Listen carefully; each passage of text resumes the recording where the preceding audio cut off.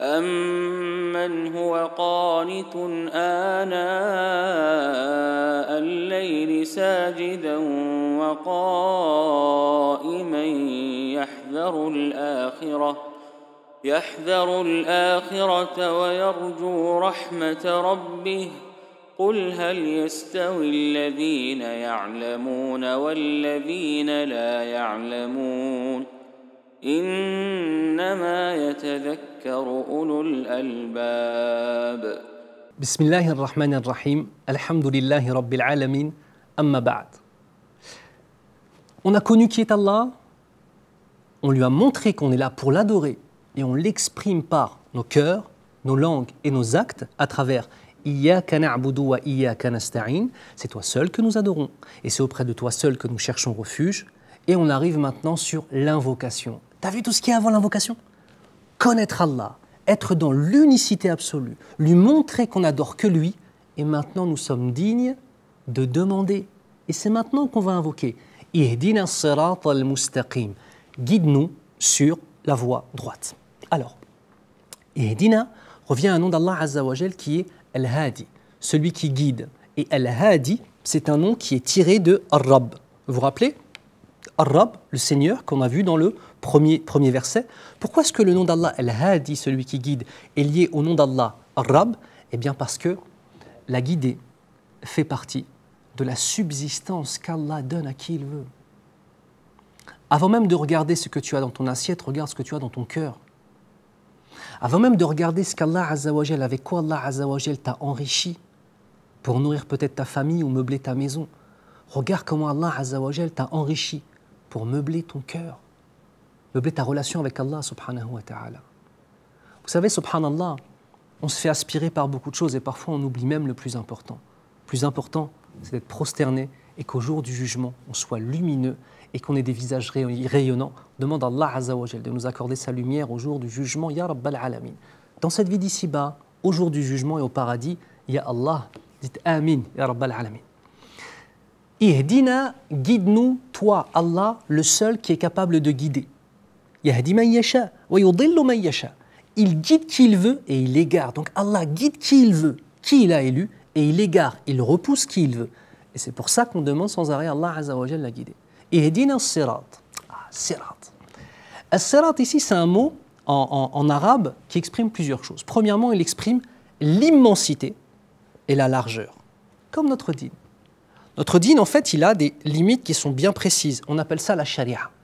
Ces limites-là, elles ne sont pas franchissables. Mais certains frères, on a deux extrêmes. Certains pensent que les limites de la sharia et le chemin sur lequel on va pouvoir avancer, cheminer, il est serré comme ça.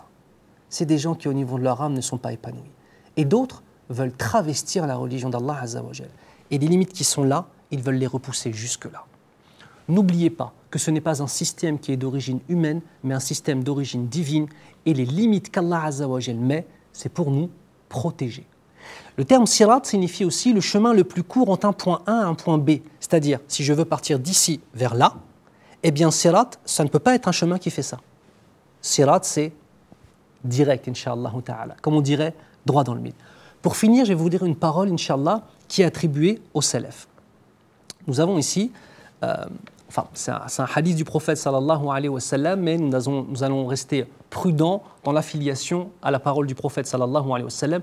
Prenez cette parole-là comme une parole de sagesse. Donc selon Nawas ben Sam'an, il rapporte que le prophète d'Allah sallallahu alayhi wa sallam a donné dans le sens. Et ça va résumer tout ce que je vous ai dit. Allah donne la parabole d'un chemin droit bordé par deux murailles, muni de portes ouvertes, mais couvertes par des rideaux. Un chemin, des murailles, des portes dans les murailles et des rideaux qui viennent couvrir ces portes. Quand un homme essaye de franchir l'une de ces portes, un autre crieur au-dessus de ce chemin le met en garde en lui disant « Malheur à toi, ne l'ouvre pas, si tu l'ouvres, tu vas y tomber. » Or, il va tomber s'il sort de ces murailles. Or, ce chemin est l'islam. Les deux murailles sont les limites d'Allah, la sharia d'Allah. Les portes, ce sont les interdictions de la sharia d'Allah Azza wa Jal. La personne sur le chemin est le livre d'Allah. Et le crieur d'en haut, le sermonneur d'Allah qui se trouve dans le cœur de chaque musulman. L'imam Ibn Jarir al-Tabari rahimahullah nous dit « Le chemin droit est celui qu'Allah a agréé pour son serviteur qui s'y tient ferme après avoir reçu ses bienfaits. et qui les traduit en actes et en paroles, qui sera parmi ceux qu'Allah a comblés de ses bienfaits, regardez la récompense, parmi les prophètes, les justes, les témoins, et les rapprocher d'Allah en le dirigeant vers l'islam. Demande Allah Azza wa Jal de nous faire comprendre et de mettre dans nos cœurs, nos langues et nos actes le réel sirat al-mustaqim, la véritable voie droite. ونسأل الله أن يبارك في علمنا جميعا يا رب العالمين. هذا وصلى الله على محمد وعلى آله وأصحابه أجمعين والسلام عليكم ورحمة الله وبركاته. أمن هو قانت آناء الليل ساجدا وقائما يحذر الآخرة ويرجو رحمة ربه قل هل يستوي الذين يعلمون والذين لا يعلمون إنما يتذكر أولو الألباب.